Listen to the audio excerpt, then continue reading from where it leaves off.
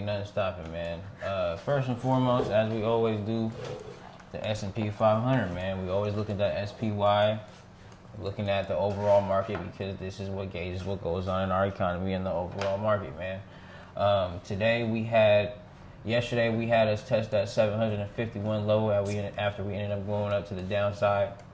As you can see, we ended up gapping up from 741, gapping up to that 751, right? And that was a gap that we went from Friday to Monday, and that's a prime example of all gaps like to be filled. We mentioned that on another Wealth Wednesdays. If you're somebody who likes to look at the chart and does that technical analysis, all them gaps, they like to be filled. What goes up must come down, right? We already know. It came down sooner than we might have expected, but at this point, we probably might have expected it because Trump, he's wishy-washy. One day he's saying the deal's solidified, the next day we're waking up today and we're saying that, hey, if they don't solidify the deal, we're about to be dropping bombs on them, right? So gaps get filled, right? If you guys been tuning in, shout out to you. If you have been tuning in, you guys already know about a liquidity grab, a liquidity sweep, right? As I was up this morning, like Flash just said, we'd be up at 6:30, 7:30 in the morning for that live market open. Market opens at 6:30 a.m. our time. We was able to see us test, right? Last night I put that, hey, we ended up closing below that 751. We're testing it. Let's see what happens tomorrow. I want to know whether or not we stay below that level, or we get back up in that range and move up to the upside, man. And then another thing you could look at, market always loves levels. If we're at 750, the next level that you could look at is at 745, right?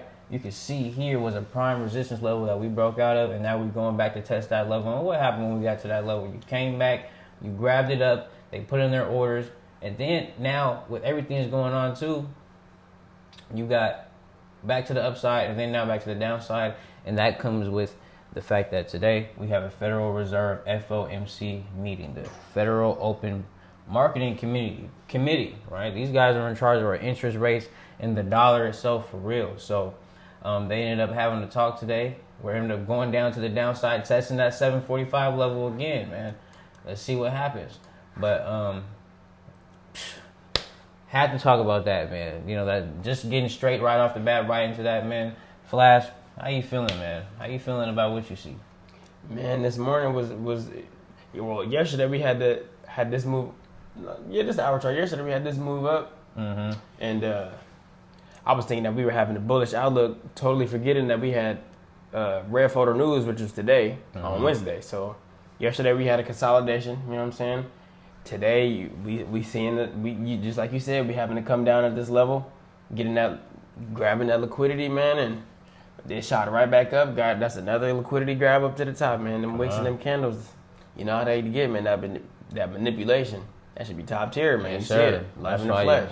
For anybody looking to trade, prime key to stay very cautious during them times when we have red photo news, like Flash said. Red photo news are the moments when we have something like the Federal Reserve is talking, right? This is a big news that will be affecting the market at a big scale, right? So on these days, the market is fluctuating always. You see, we're on the hour time frame. Each candle represents an hour. Last hour, we started here at 750, went as high as 751, but then we ended up coming as low in the same hour as 743, just to close at 746. But then the next hour, we go from 746 back up to 750, back down now to 746, right? That's just what we do right here. That's just what happens, man. I'm about to close. And we've had a lot of news this past weekend. You know, we can touch down each one of them. Last Friday, SpaceX IPO, right? So SpaceX ended up popping from $135 a share where they came out, and now today it's at the price of $200. I think like 15 right now. Right? We can look it up in a second. Okay. And we had that Friday. What's your thoughts on the SpaceX IPO? Man, yeah, we gotta pull this up, man. We gotta see the look at how this company gapping up like this, man. First off the IPO, fresh off the IPO, man, hitting those all-time highs. I think it was like 230 for one share, 225, yeah, about 226. Now, I'm feeling like right now it is extremely overvalued, and we're gonna have price come lower than what it IPO'd at. Obviously, look, I feel like that price will dip into this region here, and then go even a little bit lower. So I'm definitely waiting on trying to get into that because we got manipulation with the stock market, man. This look like liquidity grab as well. This is just IPO. Come on, man. You got a company at IPO at $1 trillion, and you got all these private investors already baked into it. You know, I put some information into the Discord the last few days, man. Let's see if we can find it real quick. We always putting information up in here. So shout out to my boy Keenan Grace. He ended up touching on the fact that he ended up breaking down the SpaceX IPO. So he ends up talking about how all the employees and early investors, right, are going to, at which given moment that they're going to be able to release their shares to be able to sell their shares. So what Elon Musk is doing is that he's got certain criteria that need to be met in order for shares to be locked up. We spoke about the lockup period, right? Them private investors, they got so much money baked in before SpaceX became public that these private investors are going to make a lot of money and pull their money out, which is going to cause the stock to come back down a little bit, right? So what Flash was saying, the employees plus the early investors right here, you can see, let's read it real quick. Percent of their shares would be 20%. So by August 2026, after the quarter two earnings, employees and investors will be able to release 20% of their own shares, right? And then August 2026, only if stock is up. I don't know what the percentage says, but if you watch the video, you'll see it. Above IPO price, you got the employees and early investors. They'll be able to get another 10%, so it may be 30%. So days 70, 90, after days 70, 90, I think that's 105, 120, and after 135 days, rolling releases post-IPO, employees and early investors, they're going to be able to release more shares again, right? So over time, it will trickle, you know, all the way to November 2026, they'll be able to get 28% of their shares unlocked. And then you got all the other insiders remaining by December 12th, 2026, right?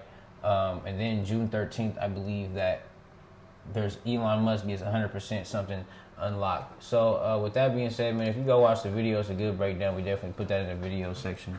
You can see more.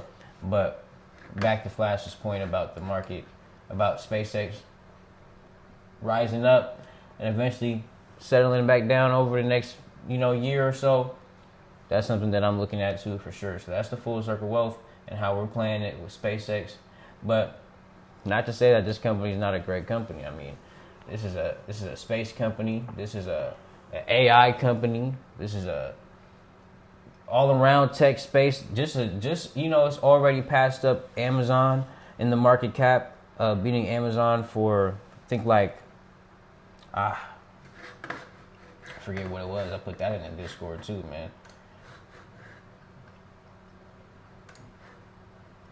Let's see, stocks analysis.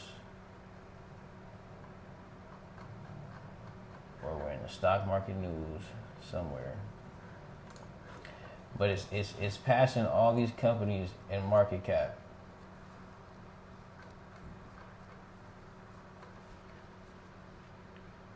That might have been the general. I don't ever put nothing in the general chat though, which is crazy. It might be, but I know I just put that up in here. All right, bet. We got it right here. So we got SpaceX passes Amazon by market cap in third day of trading. That stock pops 8%. SpaceX surges past Microsoft and market cap, becoming fourth biggest U.S. company. So they're passing these biggest companies, these already solidified big companies off the IPO, man. So something crazy to talk about to think about as well. So that was Friday, and that was a lot on Friday.